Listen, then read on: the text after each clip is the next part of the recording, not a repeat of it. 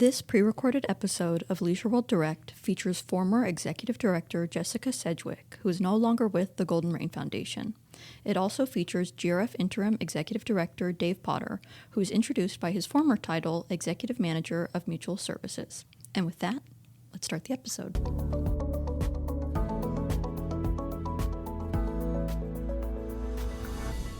You're listening to Leisure World Direct. I'm your host, Emma DiMaggio, Communications Manager of the Golden Rain Foundation.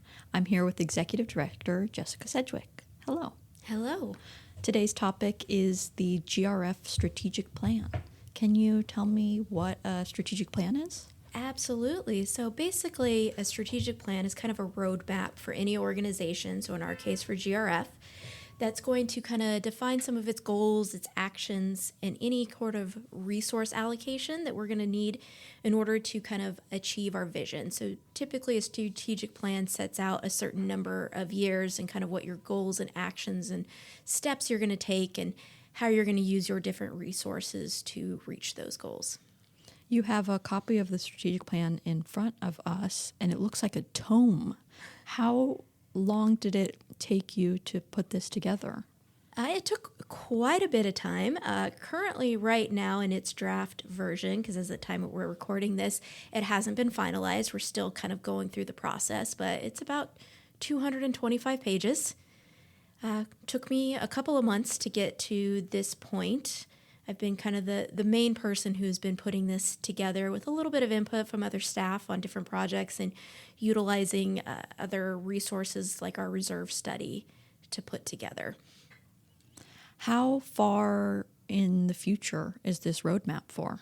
So this roadmap is specifically a 5-year strategic plan. So it goes from this year, 2025, through 2029. Okay. What is the purpose of the document in terms of, it's obviously planning for something, but what kinds of things does it plan for? So we have multiple different categories within our strategic plan. We really have kind of, calling them kind of 4 critical pillars really in far as our planning and what we're going and where we're going as an organization. So of those pillars, you have the first one, which is reserve spending. And this really talks about everything that we have here, what we need to replace, what needs to be done over the course of 5 years. And we really utilize our reserve study for that portion of it. We also have capital spending. So this are our new projects, anything new we want to bring in, add into the community that doesn't already exist.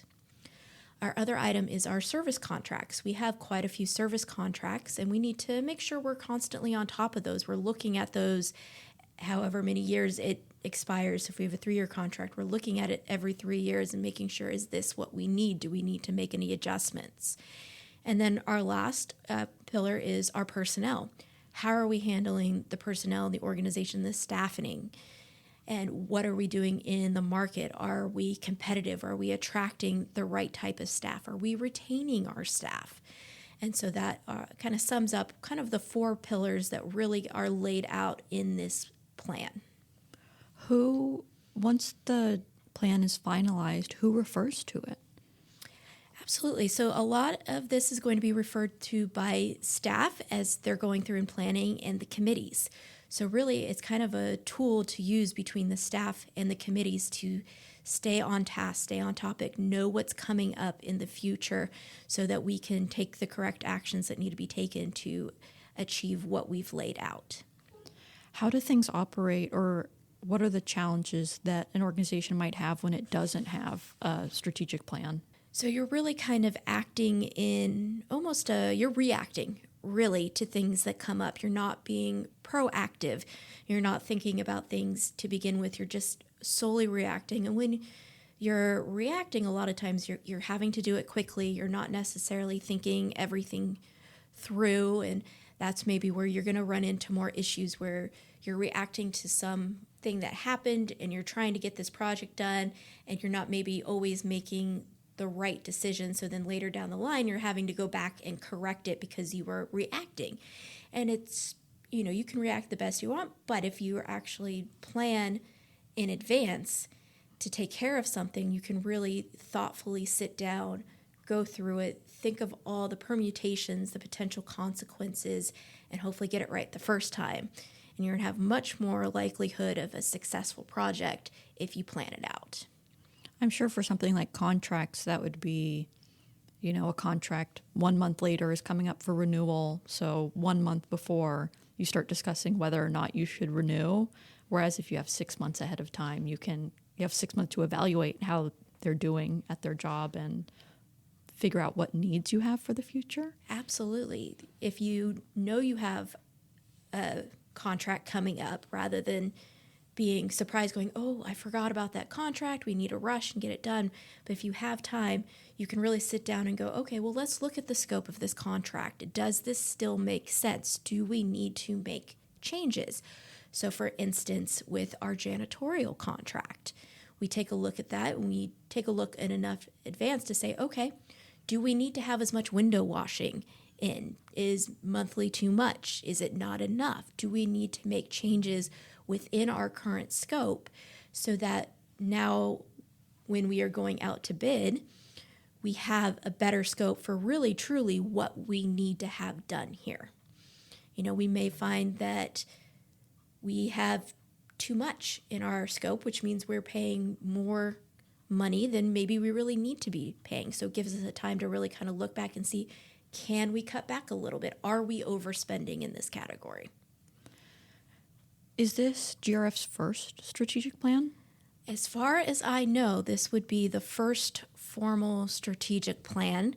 There have been strategic planning, in essence, in the past with committees, but it's really been just kind of a list of items with maybe a general priority, but it doesn't really go into the detail that I've really tried to put into the strategic plan, which is to lay out each of the items, to put in kind of the background, the scope of work, our estimated timeline, and our estimated budget, where the funds are going to be coming from. So the idea of this strategic plan and why I wanted to put it in is to really go those 5 or 10 steps further than what our original just kind of list of items that we would like to see. Because it's great to have a list, but if you don't have a layout on how you're going to get there, a list is just a list. So the strategic plan goes steps further to really kind of lay out what needs to be done in order to make it happen. It sounds like this would be beneficial since we do have, a changing of the guard in terms of board members every couple of years, that they can kind of backtrack and see what the priorities are with context rather than, picking it up at committees and how you kind of slowly learn about these things. Yes, it's definitely going to be a great tool for boards, especially as we change out board members every year. It gives some consistency to the committee, or to the community, I should say, on what is happening, kind of what is the plan. And as the new board members can come in, they've already been kind of made aware of this plan, what's going on. They kind of already have a roadmap, so they're not coming in going, oh, what do we need to do? Having absolutely no idea. So it's really going to be a good tool for them to use as well. And we are going to share it with the members of the community once it's finalized. The board still needs to review it and give their input. I still need their feedback and buy-in on the plan to make any changes, but we will be sharing it with the members too. Is it unusual for an organization of this size to have not had a strategic plan, or is it pretty industry standard, you would say? I think, 50-50 in the industry. There are ones that definitely have a strategic plan of this size, and there's ones that don't. It is best practice in the industry to have a strategic plan.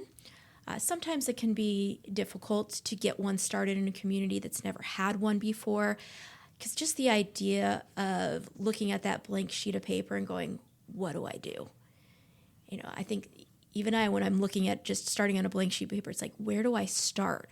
How do I get this going? And so you'll get a lot of common interest developments that just don't do it because the board members just don't understand how to do it. They don't know where to start, or their manager has never done it before or doesn't know. But it is considered something as a good thing to do, a best practice, and there's definitely examples through the different organizations like CAI and CACM to help provide guidance on getting a strategic plan. There's even professionals that you can bring in to help you guide on putting one together. Yeah. Is there anything else that you think is important for people to know about the plan? I think just to know that it is this effort to really kind of help the community understand what's going on, what the projects, what's coming up, and really to demonstrate that the board and GRF, they are thinking long term, they are thinking of even short term, long term, looking at the sustainability of the community and the growth of the community, making sure that we are keeping within our mission statement and our vision statement and our core values, and really adhering to that, and kind of a demonstration to the committee or to the community that the board does think about these things. They do have the community's best interest at heart, and they want the community to maintain and be here for, the next 60 years. Can you explain some of the organization's core values and mission statement? Absolutely. So, starting with the mission statement. So our mission statement here in Golden Rain Foundation, for those that maybe haven't heard it before, is to provide an enhanced quality of life for our active adult community of Seal Beach Leisure World. And we went one step further and we did a vision statement. So this is what we would really like to see and what we're working for. And that vision statement is to be the premier senior living community on the forefront of active living through continuing innovation. And to do that, we kind of put together these core values. We have 6 core values that we've put together that kind of hope to help guide the things that we do. Are we always successful in every single one of them? Well, I'm sure that's up to debate among the community, but we definitely do try to achieve these core values. So our first core value is service. And this core value is to provide exceptional service to residents, the community, and each other. Next, we go into innovation, and this is going to be bringing new ideas and energy to our roles as leaders and kind of paving the way for more innovation in achieving our vision. We're in such a changing time. So much is changing very, very rapidly, and we want to keep up with that change so we are not still in 1962 doing how we did it when we started. And I know that can sometimes be a little scary with change and innovation, but it's really the plan of innovation to really just drive our community to sustain and to be here and to continue to provide an enhanced quality of life. And we have a vision statement, but one of our core values is also vision, which is keeping the big picture at the forefront of our decision making.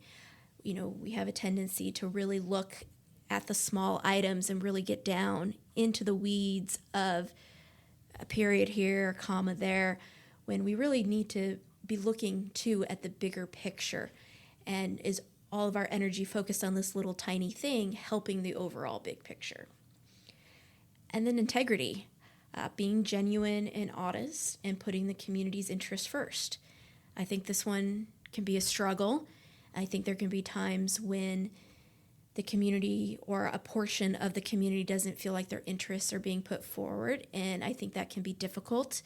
We have to remember that we are a community of 9,500 to 10,000 residents, and we have to try to do the best thing for the most amount of people.